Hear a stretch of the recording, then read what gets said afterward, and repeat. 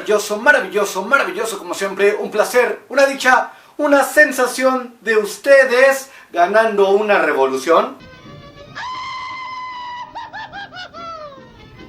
Ahora sí. Sí, esa misma sensación de dicha y felicidad siento cada vez que se van conectando a este espacio virtual dedicado a la historia, la política, la literatura y todo aquello que ustedes me quieran preguntar, youtubers. Pues el día de hoy vamos a hablar de uno de los temas que ustedes me han venido preguntando y que precisamente el día de hoy celebramos, que es la Revolución Mexicana. Así que venga de ahí.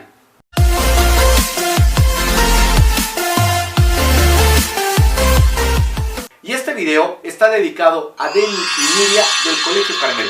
Muchísimas gracias por seguir este canal. La Revolución Mexicana comenzó el 20 de noviembre de 1910 y fue el evento más importante en México durante todo el siglo XX. Gracias a este movimiento fue que la gente pudo tener escuela porque se creó la SEP, pudo tener salud porque se creó el Instituto Mexicano del Seguro Social y también a los campesinos se les repartieron muchas tierras. Pues es precisamente por eso que el día de hoy te vamos a hablar de los 5 datos más curiosos de la Revolución Mexicana. Así que venga de ahí.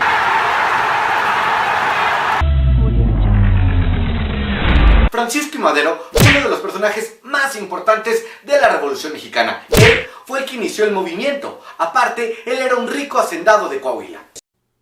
Has flipado, ¿eh? Francisco I. Madero viajó a Francia. Fue justo en la ciudad de París donde entró en contacto con las ideas de Allan Kardec, el principal impulsor del espiritismo, que era la creencia de poder contactar a la gente muerta. ¿What? Francisco I. Madero en 1891 regresó a México y fue allí donde empezó a hacer sesiones para contactarse con los muertos. Sí, con los muertos. Uno de los espíritus con los que supuestamente se contactaba era su hermano Raúl, un hermano mucho menor que él que había muerto hace muchos años. Pero el espíritu con el que mejor se comunicaba y el más importante era el mismísimo Benito Juárez. Sí, el héroe nacional que todos conocemos. Supuestamente, Benito Juárez guiaba a Madero en sus decisiones más importantes y fue gracias a él que tomó la decisión de iniciar el movimiento de la Revolución Mexicana. Y en la posición número 2 tenemos a Pedro Lascurain. El gobierno de Francisco I. Madero solamente duraría 16 meses porque fue incapaz de negociar con todos sus enemigos. De hecho, sus enemigos le dieron un golpe de estado, conocido como la Decena Trágica. Allí lo apresaron y luego lo mataron. Fue precisamente por la muerte de Madero que ocurrió uno de los hechos más extraordinarios en toda la historia de México. Sí, como si estas cosas pasaran. Esto es pura mierda. La Constitución de 1857 establecía que a la muerte del presidente, quien se debía de quedar en el cargo era el secretario de Relaciones Exteriores, que en ese momento era el señor Pedro Lascurain. Pedro Lascurain solamente duraría 45 minutos en el cargo. Sí, 45 minutos.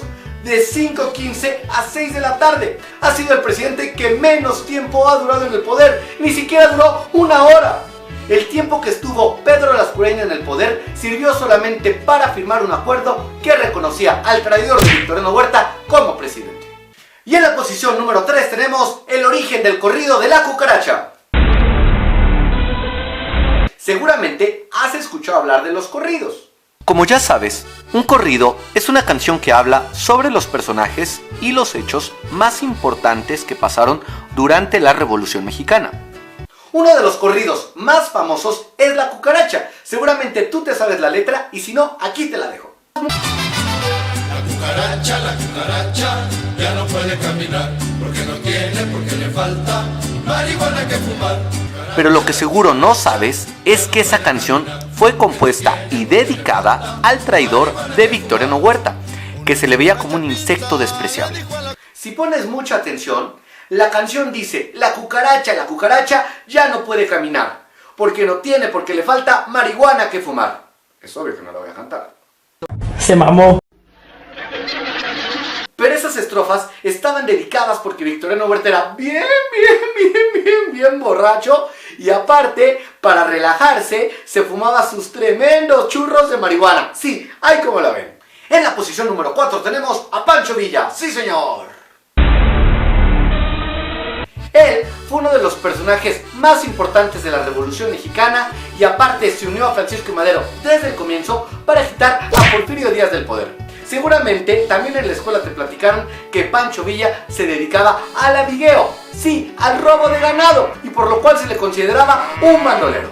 Pero seguramente lo que no te platicaron es que Pancho Villa fue uno de los héroes de la revolución más mujeriegos. Pancho Villa llegó a tener hasta 75 esposas. ¡Sí! ¡75 esposas! Miami Especial. Cada vez que llegaba a un pueblo y veía a una mujer que le gustaba, se casaba con ella. A muchas de ellas solamente las vio una vez en su vida. ¿Qué? ¿Por qué no lo dijeron? Creíamos que lo sabía, señor Sabelotodo. Pero el gran amor de su vida fue Luz Corral. Ella se dedicó a cuidar a los hijos de Pancho Villa y aparte a los hijos de sus demás esposas, incluso cuando Pancho Villa se murió. ¿Pero qué coño está haciendo? Y en la posición número 5 tenemos a Amelio Robles. Amelio Robles no fue un personaje cualquiera de la Revolución Mexicana. Él peleó del lado del ejército de Emiliano Zapata, pero en realidad él era una mujer. Sí, una mujer, y cuyo verdadero nombre era Amelia Robles. ¿What? Ella nació en Xochipala, Guerrero. Desde pequeña aprendió a montar, disparar, y en cuanto llegó el ejército revolucionario a su pueblo, se vistió como hombre y se les unió. Amelio Robles se ganó el respeto del ejército zapatista porque tenía una enorme habilidad para desarrollar y ejecutar las emboscadas de los enemigos. Muchas mujeres durante la Revolución Mexicana se disfrazaron de hombres para que no las agredieran sexualmente o incluso las respetaran y no las consideraran inferiores. Al finalizar la Revolución Mexicana durante la década de los 20, Amelio Robles se casó con Emilia Barrón, quien tenía una hija y a la cual el general adoptó. Amelio Robles fue el primer general al que el ejército mexicano le reconoció el cambio de sexo y en toda su documentación aparecía como hombre. Para que vean la diversidad sexual a todo lo que da. Este muchacho me llena de orgullo. El general Amelio Robles falleció en 1984.